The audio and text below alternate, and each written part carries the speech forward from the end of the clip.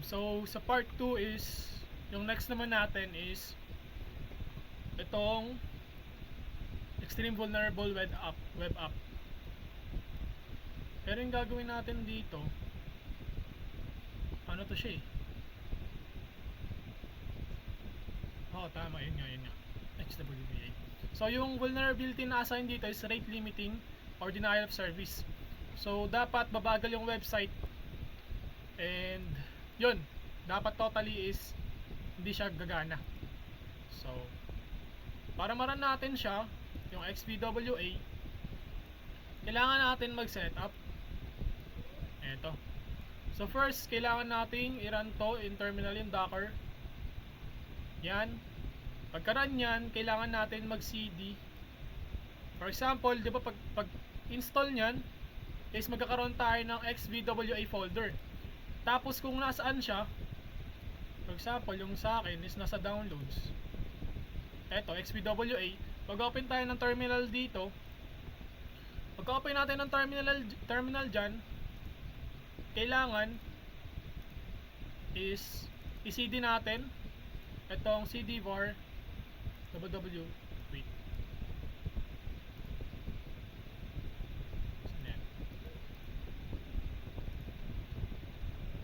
I-cd natin ito, copy, then paste. Ay, kailangan natin yan, kailangan muna natin siyang gawing ito pala.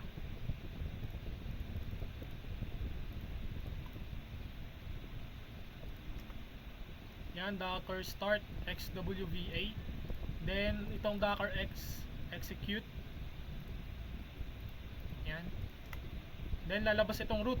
Then pag lumabas na to, kailangan na natin ito, mag cd tayo dito sa directory na to. Yan, pagka cd natin dyan, pwede na tayong mag start. Yan, kapag nakita nyo na yan, no problem yan. Then punta tayo sa may isa pa ulit, run natin to. Yan, para ma-run to, kailangan natin ng Docker.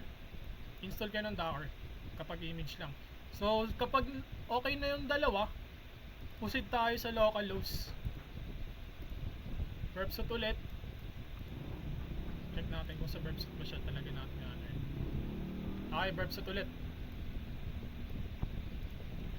So punta tayo sa verbsut.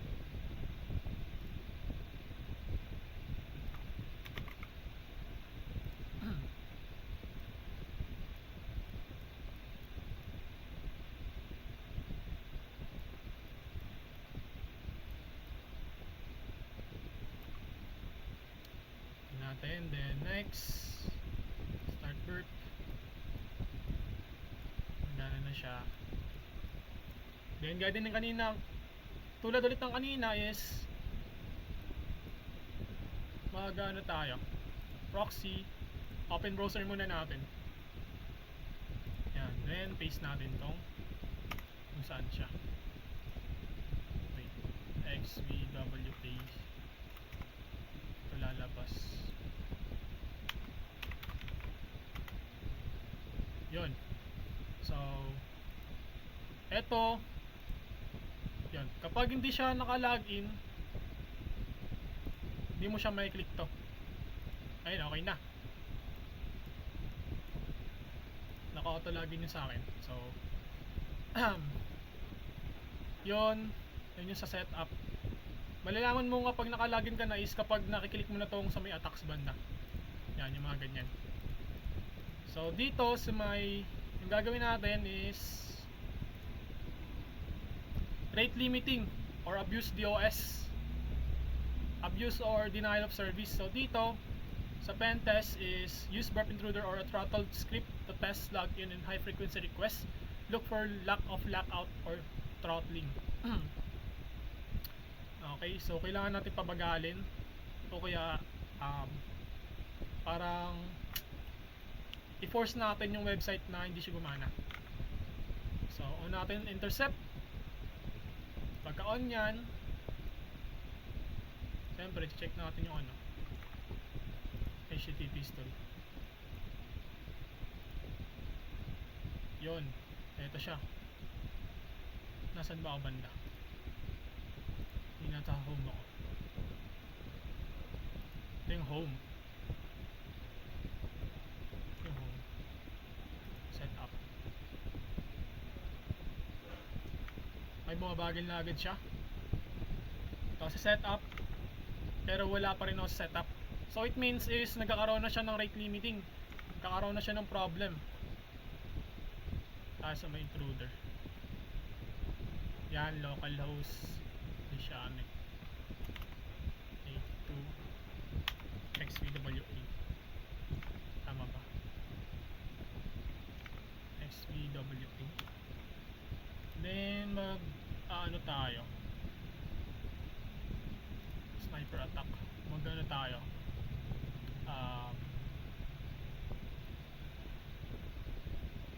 Cluster natin. Start natin yung attack. Payload 1. Ay, huwag natin yung cluster. Sniper lang para isahan. Is kailangan yan. Then start attack. Immersion of perp intruder. Version throttle. Okay. So nakikita natin dito yung status niya is nilalabas na is 404. So kapag 404 na siya, yun nga, nagkaka-problema na siya sa kanyang ano. Hindi na siya totally gumagana. Yan. Hindi na siya totally gumagana. Yan, kahit anong ano mo dyan, click mo dyan, hindi na siya lumilipat-lipat. Yan, hindi siya gumagana. Yun sa may rate limiting. Pero kapag kinancel natin yung attack, hindi, nakatapos na pala yung attack. Ito, nakita nyo naman, gumagana yung redirectory. Pero di siya nagre-redirect kasi nga nagkaroon na siya ng problema. Ito yung ano 404. Yan, ang daming payload na inano, mga random ano lang string. Yan. Then attack ulit natin. Repeat natin. Yan. Kanina punta tayo sa site. Yan.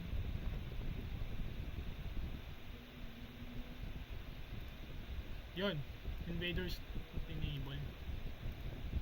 So nagkaroon na siya ng problema.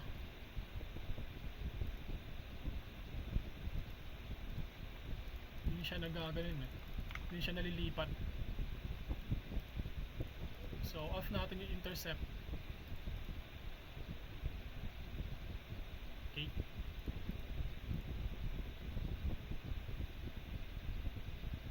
Yun. So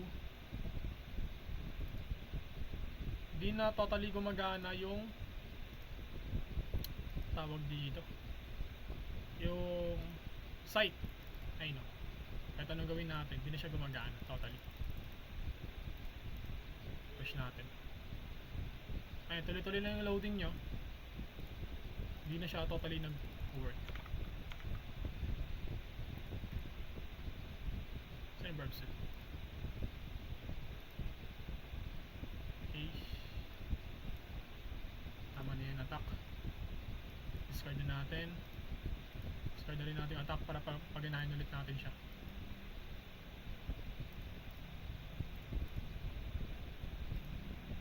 Then intercept.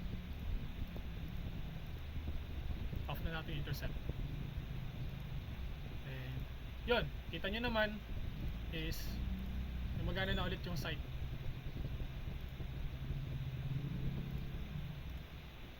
Yan, nagka-problema na siya dahil nga dun kanina.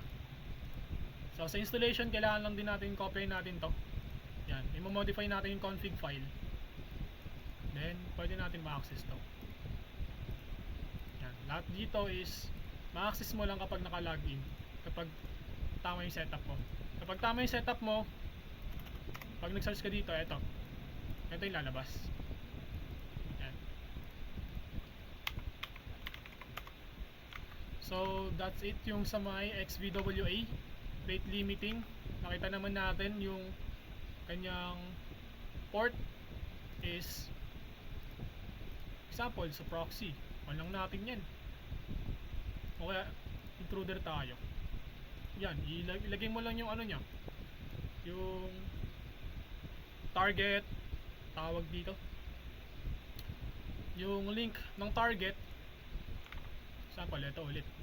Magana to, di ba? Yan, nagaganyan-ganyan siya. Pero kapag in-attack na natin siya, start attack, brute forcer na attack, sunod-sunod na ano, sending ng random string. Pag-attack natin, yan, loading na lang ulit to. Ay wait, hindi siya nag-ano eh. Yun ang problem. Kailangan na natin siyang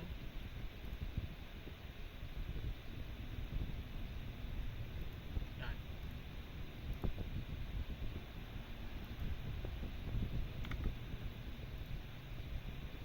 Yan, nakikita nyo na, hindi na ulit siya nag-work. So yun, pero kapag for example i-click natin yung sa home ay sa may instructions, dapat makikita natin dito sa verb na lumipat siya. Ito, instructions, lumipat siya, pero hindi siya nag-redirect doon sa page ng instruction kasi nga nagkakaroon ng yung denial of service. So yun lang sa may XVWA, kailangan tama lang yung pag setup. Okay, proceed tayo sa next.